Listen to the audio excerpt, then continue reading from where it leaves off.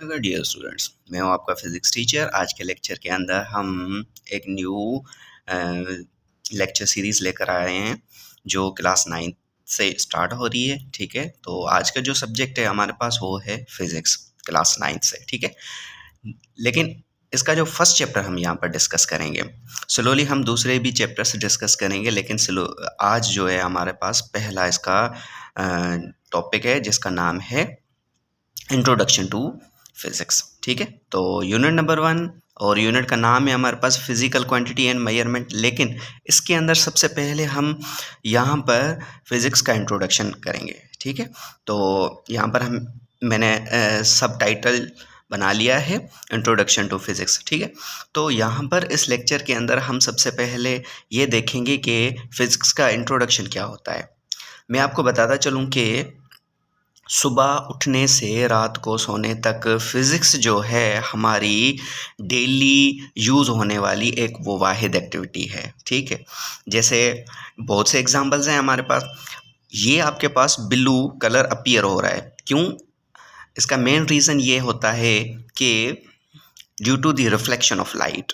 इसका आंसर किसने दिया? फिज़िक्स ने। ठीक है, उसके बाद में अगर हम चल सकते हैं, ठीक है, अगेन यहाँ पर हमारे पास फिज़िक्स है, क्योंकि हमारे पास फ्रैक्शन मौजूद है जिसकी हेल्प से हम इजीली चल सकते हैं। तो हम देख लेते हैं कि बेसिकली फ़िज़िक्स है क्या और इसके कॉन्सेप्ट्स क्या हैं, हम किस तरीके से इसको डील करते हैं। ठीक है, तो अगर हम देख लेते हैं फ़िज़िक्स को, तो हमारे पास दो कॉन्सेप्ट अराइज होते हैं।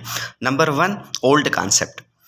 ओल्ड कॉन्सेप्ट के अंदर ये कहा जाता था कि फ़िज़िक्स किसी ग्रीक फिजिकोस से निकला हुआ है, जिसका मतलब होता है नेचर। ठीक है, अगर नेचर है तो हम इसको ऐसे डील कर सकते हैं, study of natural phenomena is called physics. ठीक है, बहुत अरसे तक ये कॉन्सेप्ट बिल्कुल सही चला है, सही है। उसके बाद में एक न्यू इक्वेशन आई 1905 में। ठीक है, अल्बर्ट आइंस्टाइन ने अपनी ये एक इक्वेशन दी जिसने फिज़िक्स का पूरा जो कोर आइडिया है वो ही चेंज कर दिया था। ठीक है, और इसको हम न्यू कॉन्सेप्ट ऑफ फिज़िक्स कहते हैं। ठीक है, इसने एक इक्वेशन दी, वो इक्वेशन क्या है हमारे पास? E is equal to M C square. E basically stand करता है एनर्जी को, एम जो है स्टैंड करता है मास को। जिस ऑब्जेक्ट के अंदर मास मौजूद होता है उसे हम मैटर कहते हैं। सी बेसिकली यूज़ होता है एज अ कांस्टेंट, जो कि स्पीड ऑफ लाइट के लिए है। लाइट की जो स्पीड होती है वो कितनी होती है? 3 × 10⁸ मीटर पर सेकेंड। और ये वैल्यू किसने, कौन से साइंटिस्ट ने हमें कैलकुलेट करके दी थी? मैक्सवेल ने। ठीक है, अब इस इक्वेशन से हमें क्या पता चला? हमें ये पता चला कि it is the study of matter and energy is called physics. तो आज जो है हम फिज़िक्स को कुछ इस तरीके से डील करते हैं। अच्छा, उसके बाद में हमारे पास कुछ टर्म्स हैं, वो हम यहाँ पर डिस्कस करेंगे। ये टर्म्स आपको केमिस्ट्री में भी आप पढ़ेंगे, बायोलॉजी के अंदर भी आप पढ़ेंगे क्लास 9th के अंदर। ठीक है, हम यहाँ पर डिस्कस कर लेते हैं तो आगे आपको कोई मुश्किल नहीं होगी। ठीक है, तो यहाँ पर सबसे पहला हमारे पास जो टर्म है वो है मैटर। आपने 6th क्लास में भी साइंस के अंदर मैटर की डेफिनेशन तो ज़रूर पढ़ी होगी। वो डेफिनेशन क्या आपने पढ़ी है कि anything which occupies space and has mass is called matter. ठीक है, इस तरीके से, लेकिन हमने यहाँ पर इसको समराइज़ करके इसकी डेफिनेशन बनाई है कि मैटर क्या होता है? वो एक ऐसी चीज़ जिसका वॉल्यूम हो।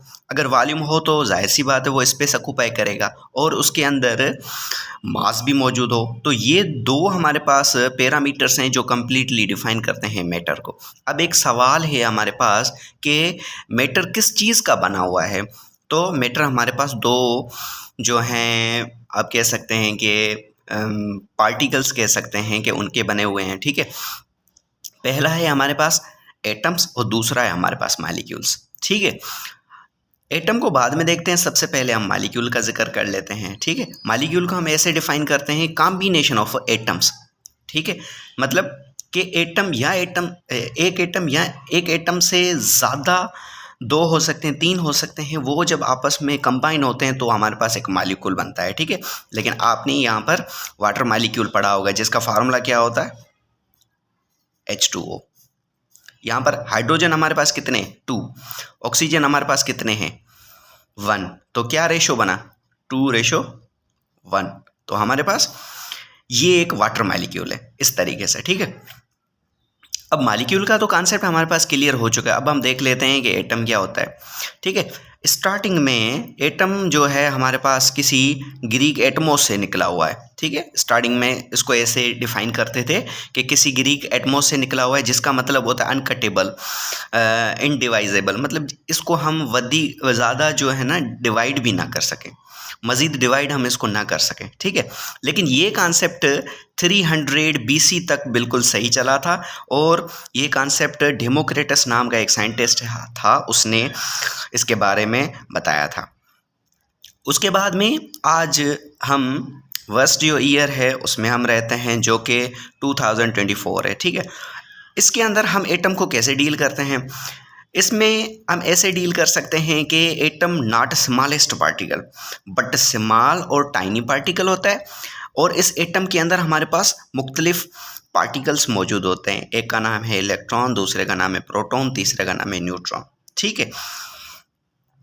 अगर ये पार्टिकल हमारे पास एटम के अंदर मौजूद होते हैं तो जाहिर सी बात है इसकी कोई ना कोई स्ट्रक्चर होनी चाहिए जहाँ पर ये पार्टिकल्स मौजूद होते हैं, एग्जिस्ट करते हैं, ठीक है। तो यहाँ पर हमने एटम की स्ट्रक्चर बना ली है, ठीक है। तो सेंट्रल पॉजिटिव पार्ट होता है एटम का, जिसे आप कहते हैं न्यूक्लियस। इस न्यूक्लियस के अंदर हमारे पास दो पार्टिकल मौजूद होते हैं, एक का नाम है प्रोटॉन, दूसरे का नाम है न्यूट्रॉन। बाकी जो शेल्स होते हैं वहाँ पर आपका इलेक्ट्रॉन्स जो है मुसलसल रिवॉल्व करते रहते हैं, हम अपनी एनर्जी लॉस करते हैं, अपनी एनर्जी गेन करते हैं। इस तरीके से केमिस्ट्री में ज़्यादा इसके मतलब हम डिस्कस करेंगे कि किस तरीके से ये अपनी एनर्जी गेन करते हैं, किस तरीके से अपनी एनर्जी को लॉस करते हैं। तो यही पार्टिकल है हमारे पास, इनको देख लेते हैं कि बेसिकली ये पार्टिकल्स क्या होते हैं। तो इलेक्ट्रॉन जो पार्टिकल है जो शेल के अंदर मौजूद होता है वो बेसिकली फंडामेंटल पार्टिकल होता है। फंडामेंटल से मुराद क्या हो गई? फंडामेंटल से मुराद ये हो गई कि ये सेल्फ मेड होते हैं,